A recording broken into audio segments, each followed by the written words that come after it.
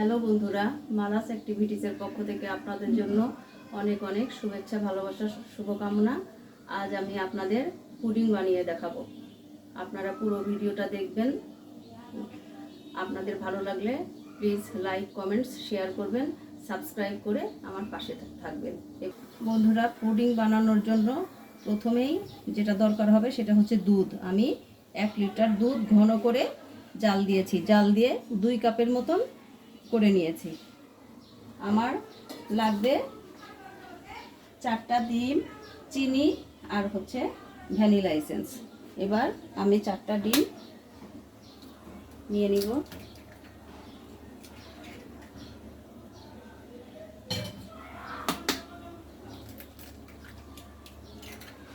ডিমটা আমরা ভালো করে ফেটিয়ে নিব।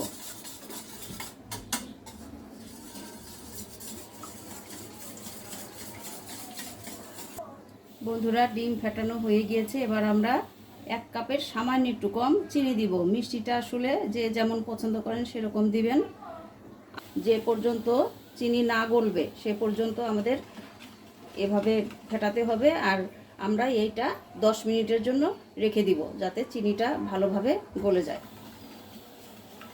এবার আমি এই যে কাপ দিয়ে চিনি দিয়েছি এই কাপ দিয়েই দুধ দিব।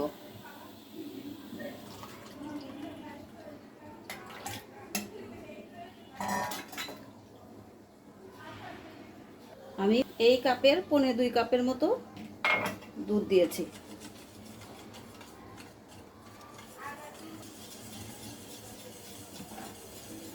আমরা এর মধ্যে ক্যারামেলটা বানিয়ে ফেলবো। চুলার উপরে আপনারা এটা দিয়ে নেবেন, নইলে এই ক্যারামেল পুড়ে যেতে পারে। আর একদম লো হিটে এটা বানাতে হবে।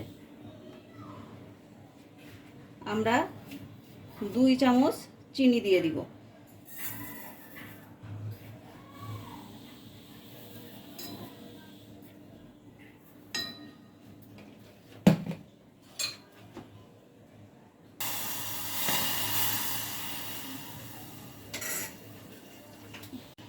আমি 2 চামচ চিনি আর 1 চামচ জল দিয়েছি। এবার চুলার হিট লো করে আমি ক্যারামেলটা তৈরি করব।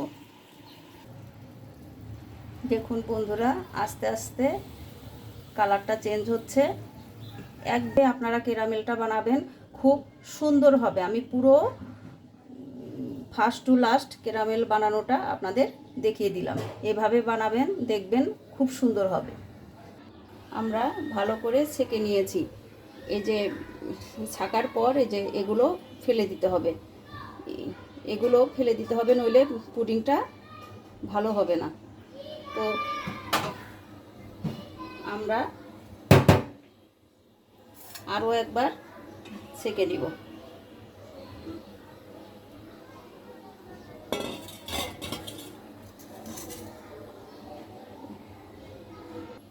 আমার মিশ্রণটা রেডি। ঠিক এরকম করে নিতে হবে। এবার আমি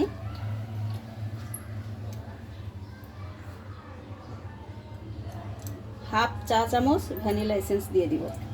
দিয়ে ভালো করে আবার মিশিয়ে নিতে হবে।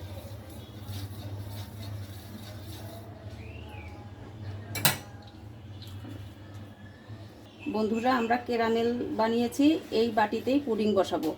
এই বাটির চারপাশে আমরা একটু তেল ব্রাশ করে নিব যাতে পুডিংটা নামানোর সময় লেগে না যায়।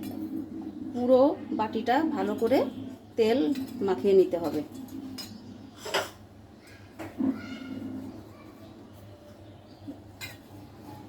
আমার তেল মাখানো হয়ে গিয়েছে। এবার আমরা মিশ্রণটা এই বাটির ভিতর ঢেলে দিব। এবার মুখটা ভালো করে লাগিয়ে দিব। আমি পুডিংটা প্রেসার কুকারে বানাবো। এই বাটিটার ঠিক এই পর্যন্ত যাতে জলের নিচে ডুবে থাকে সে পরিমাণ জল আমরা প্রেসার কুকারে নিব। আমরা মিডিয়াম আছে 5টা সিটি দিয়ে নিব। তারপর যতক্ষণ না প্রেসার কুকার ঠান্ডা হবে ততক্ষণ আমরা বক্স বের করব না। প্রেসার কুকার যখন একদম ঠান্ডা হয়ে যাবে তখন আমরা প্রেসার কুকারের ঢাকনা খুলে বক্সটা বের করে ফেলব। বন্ধুরা, এভাবে আমরা প্রেসার কুকারে পুডিংটা বসিয়ে দিব। এবার আমরা ঢাকনাটা লাগিয়ে দিব।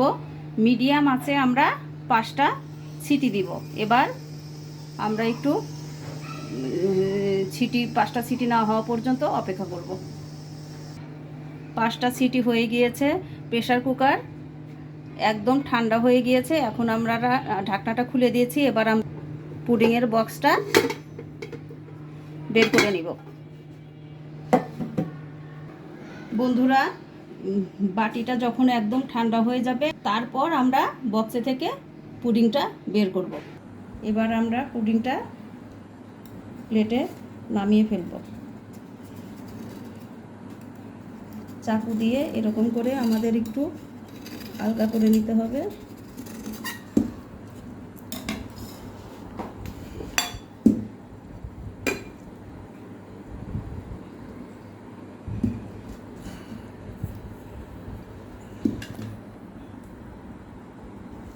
বন্ধুরা, আমার পুডিং রেডি। এবার আমরা 30 মিনিট ফ্রিজে রেখে দিব। তারপর আমরা পিস পিস করে কাটব। বন্ধুরা, আমরা 30 মিনিটের জন্য ফ্রিজে রেখে দিয়েছিলাম পুডিংটা। এবার বের করে নিয়েছি। এখন আপনাদের কেটে দেখাবো। দেখুন একদম কত সুন্দর হয়েছে। এভাবে বানাবেন, খেতেও অনেক মজা, দেখতেও অনেক সুন্দর।